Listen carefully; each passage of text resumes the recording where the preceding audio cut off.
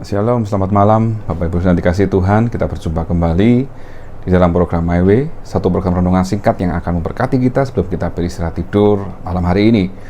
Dan kita bersyukur karena malam hari ini kita masih bisa mendengarkan firman Tuhan, yang berarti kita masih hidup dalam perlindungan, kasih, dan kuasa Tuhan. Malam hari ini kita akan bahas dengan satu tema, yaitu jangan lelah bekerja di ladang Tuhan. Mungkin istilah ini sering kita artikan bahwa yang harus atau yang jangan lelah bekerja di ladang Tuhan adalah pelayan-pelayan Tuhan, atau pelayan-pelayan Injil, atau pengerja-pengerja gereja, atau orang-orang yang terlibat dalam pelayanan di gereja. Tetapi malam hari ini kita semua adalah anak-anak Tuhan.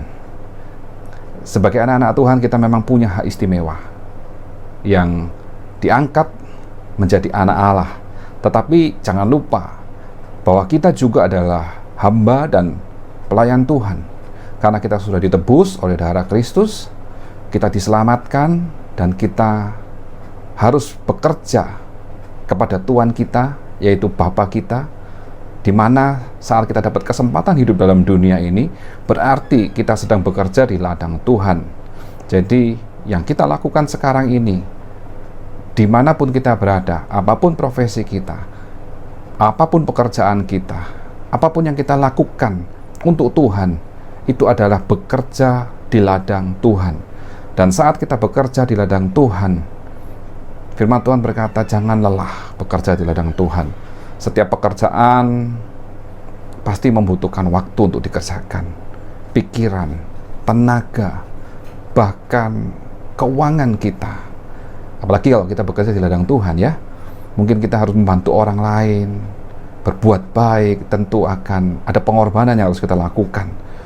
Di dalam pekerjaan kita, dalam dunia pun kadang bisa membuat kita menjadi lelah, membuat kita menjadi capek, stres, atau bahkan putus asa, sehingga kita membutuhkan istirahat atau refreshing, atau harus berhenti dari pekerjaan, atau bagaimana caranya supaya kita bisa tetap kuat, tetap sehat, tetap prima untuk mengerjakan semua pekerjaan ini. Sama dengan yang kita lakukan untuk Tuhan. Seringkali sebagai manusia normal, sebagai manusia biasa, saat kita menjalani kerja di ladang Tuhan, mungkin kita stres, kita jenuh, kita lelah. Dan hal ini ternyata sama seperti yang dialami oleh seorang nabi yang namanya Elia. Nabi yang dipakai Tuhan untuk menjadi penyambung lidah Tuhan, bahkan melayani Tuhan, dan dipakai oleh Tuhan untuk menunjukkan kuasa Tuhan. Tetapi pada saat Elia berada di Gunung Horeb, saat Elia dikejar-kejar oleh orang dari Ratu Isabel yang akan membunuh dia harus lari, dia harus menghindar. Dia berada pada masa yang jenuh, stres, ketakutan, dan kekhawatiran yang menghimpit dia, membuat dia hampir putus asa, sehingga dia berdoa kepada Tuhan supaya segera mengambil nyawanya atau mengakhiri hidupnya, yang menurutnya sudah sangat melelahkan sekali. Kita baca dulu cerita dan kisah ini yang terdapat dalam 1 Raja-Raja 19 ayat 4. Firman Tuhan berkata demikian, tetapi ia sendiri masuk ke padang gurun sehari perjalanan jauhnya, lalu duduk di bawah sebuah pohon arar. Kemudian ia ingin mati, katanya, cukuplah itu, sekarang ya Tuhan, ambillah nyawaku, sebab aku ini tidak lebih baik daripada nenek moyangku.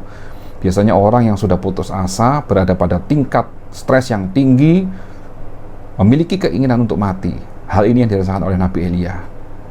Dan dia percaya kepada Tuhan yang hidup, sehingga dia berkata kepada Tuhan yang mengutus dia, cukup itu Tuhan, sekarang Tuhan ambil nyawaku. Karena Elia merasa dia tidak lebih baik daripada nenek moyangnya. Memang mengalami kelelahan saat kita bekerja di ladang Tuhan, hidup dalam dunia ini adalah hal yang biasa. Yang perlu kita lakukan adalah kita harus menjaga supaya kehidupan rohani kita harus tetap prima di dalam melakukan tugas pelayanan kita di dalam dunia ini. Karena itu yang Tuhan inginkan. Selalu menjaga kesehatan tubuh rohani kita. Bukan hanya tubuh jasmani kita, tapi tubuh rohani kita harus tetap dijaga. Dengan cara bagaimana? Selalu datang kepada Tuhan. Karena memang Dia yang memberikan kita kelegaan. Bapak Ibu Saudara baca dalam Matius 11 ayat 28. Lalu yang kedua, ketika di dalam pelayanan kita merasa haus, kita butuh hadirat Tuhan, datang kepadanya yang adalah sumber air kehidupan, Yohanes 4 ayat 10. Dan Yesus akan memberikan kesegaran dan kelegaan kepada kita. Lalu yang ketiga, ketika kita lapar, kita membutuhkan roti rohani, kita membutuhkan firman Tuhan, datang kepadanya yang adalah roti hidup, Yohanes 6 ayat 35, dan akan diberikan kita kekuatan. Firman Tuhan itulah yang memberi kita kekuatan. Jangan lupa untuk membaca firman Tuhan. Lalu yang keempat, setiap langkah kita dalam pelayanan haruslah memiliki suatu pemikiran bahwa segala sesuatu adalah dari Dia, oleh Dia, dan hanya kepada Dia. Bagi Dialah kemuliaan sampai selama-lamanya. Di dalam Roma 11 ayat 36. Jadi orientasi pelayanan pekerjaan kita dalam dunia, kita bekerja dan melakukan semua itu bukan untuk kita sendiri, tapi untuk Tuhan, dan kita mengandalkan Tuhan dalam segala hal.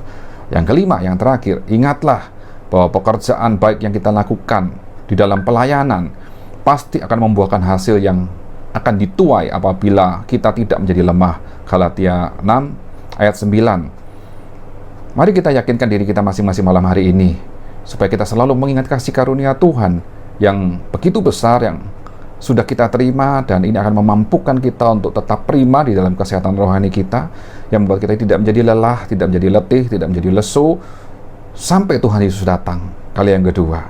Karena besar upah yang akan kita terima saat kita menyelesaikan semua tugas pelayanan di bumi ini dengan baik, dengan benar di hadapan Tuhan. Puji Tuhan, itu berkat kita malam hari ini. Tuhan Yesus memberkati. Selamat malam.